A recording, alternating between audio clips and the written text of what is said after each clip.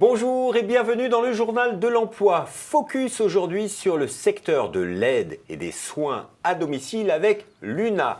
UNA pour Union nationale de l'aide, des soins et des services à domicile. Julien Maillet, bonjour. Bonjour. Vous êtes vice-président de l'UNA, issu d'une structure toulousaine. Absolument. Et vous êtes également l'UNA à la tête de la branche, dans la présidence tournante qui est organisée, de la branche du secteur associatif des services à la personne.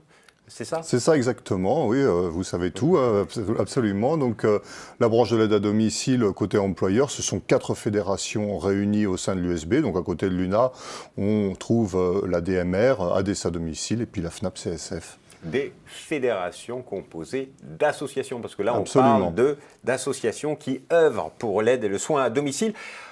Je voulais faire avec vous un point sur le secteur aujourd'hui. Qu'en est-il ? On sait que c'est un secteur qui recrute, mais quelle est l'actualité du secteur ? Alors, c'est un secteur qui se porterait bien, mais qui connaît une crise de développement justement liée à la problématique de recrutement. Aujourd'hui, les besoins, ils sont très importants. C'est bien connu, le vieillissement de la population, c'est aussi les changements de mode de vie, le travail des femmes, la nécessité d'intervenir compte tenu des problèmes sociaux au sein des familles pour assister les parents ou les mères isolées. Donc il y a de très très gros besoins aujourd'hui en France. On estime à combien le nombre d'emplois à créer ? Alors aujourd'hui, à l'horizon 2030, c'est 300 000 emplois qu'il faudra créer supplémentaires. Et à cela va s'ajouter la problématique des départs en retraite qui sont également très importants dans notre branche professionnelle, puisqu'aujourd'hui, 56% de nos salariés ont plus de 45 ans. On compte là, dans les 5 ans à venir, environ 20 000 personnes qui vont partir à la retraite. Donc il faut recruter également des jeunes, attirer du sang neuf. Juste aujourd'hui, en ce moment, sur le secteur ou dans le tissu de l'UNA, c'est combien d'offres d'emploi Je vous dis, là, actuellement, il y a des besoins structurels.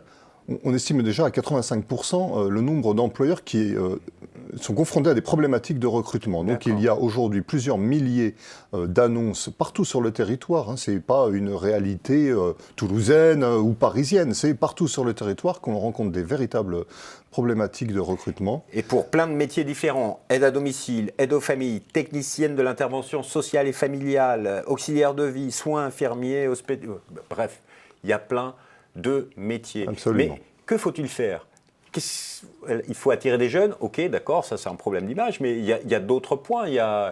Alors, déjà, on a besoin de moyens supplémentaires. Aujourd'hui, on a du mal à attirer les salariés ou les candidats potentiels, les jeunes. Vous avez raison d'insister sur les jeunes. On a besoin d'inverser la pyramide des âges dans notre secteur. Et on a besoin pour cela de moyens supplémentaires pour que les gens aient envie de venir travailler chez nous. On en a aussi également besoin pour faire connaître nos métiers, puisque, vous l'avez souligné, nous sommes des fédérations d'associations principalement, en tout cas de structures à but non lucratif, et nous appliquons des textes conventionnels qui sont, j'ai envie de dire, les meilleurs du vaste marché des services à la personne. Et tout ça, on a besoin aussi de le faire connaître. Mais aujourd'hui... Oui, parce qu'il faut le savoir, dans les associations, le travail est quand même beaucoup plus intéressant que dans le secteur privé. Il y a plus de valeur, c'est un travail exceptionnel que vous pouvez faire sur le terrain. Mais le maintien à domicile, c'est une priorité nationale et des annonces ont été faites, mais oui. Ça va vous servir. Alors voilà, maintenant on attend le concret, parce qu'on peut toujours nous annoncer des moyens importants à venir, mais on souhaite les voir pour voir si on parle bien de la même hauteur de moyens nécessaires. Aujourd'hui, on a quand même beaucoup de salariés qui sont, quand on est au SMIC, on a besoin de réaugmenter les salaires, on a besoin d'améliorer les conditions de travail, tout ça pour le bien de la population. Parce que d'une part, aujourd'hui, compte tenu des problématiques de recrutement, on ne réussit plus d'ores et déjà à répondre à tous les besoins. Et puis demain, si nos salariés ne sont pas suffisamment formés, n'ont pas leur Et carrière suffisamment valorisée, les besoins vont être encore plus importants. Donc les besoins seront encore plus importants. Et puis nos métiers, ils ont évolué aussi avec le temps. C'est ça qu'il faut voir. C'est-à-dire qu'on parlait dans les années 70-80 d'aide ménagère, vous voyez, mais aujourd'hui, on parle d'auxiliaire de vie sociale, d'assistante de vie. C'est pas un euphémisme, c'est pas on a transformé l'homme de ménage en technicien de surface. il y a Non, des c'est diplômes, parce que des brevets, des qualifications, voilà, des formations.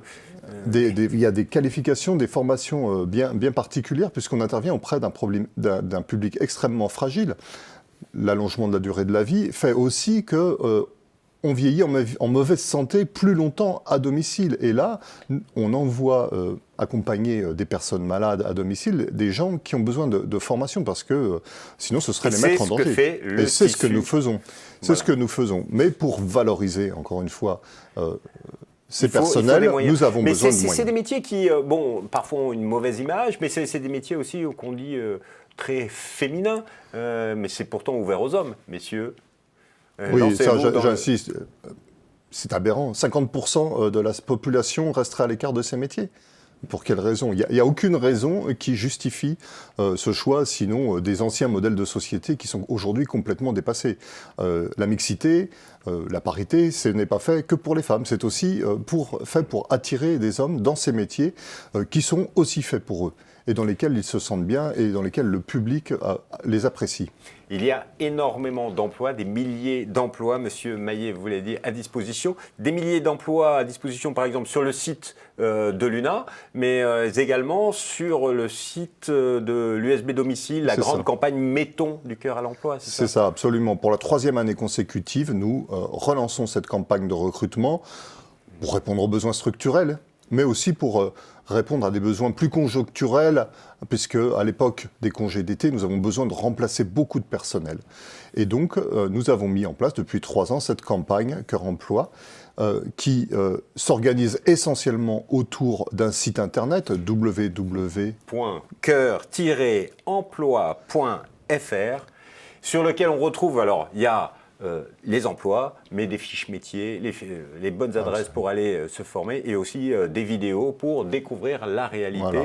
Et là, vous allez travailler jusqu'à l'été pour communiquer voilà, pour toujours faire connaître ce site qui a vocation à devenir le site de référence pour recruter dans notre secteur, dans notre branche professionnelle. Monsieur Maillet, merci infiniment. Mais avec plaisir. Et quant à nous, on se retrouve bientôt pour un nouveau journal. Au revoir et à bientôt.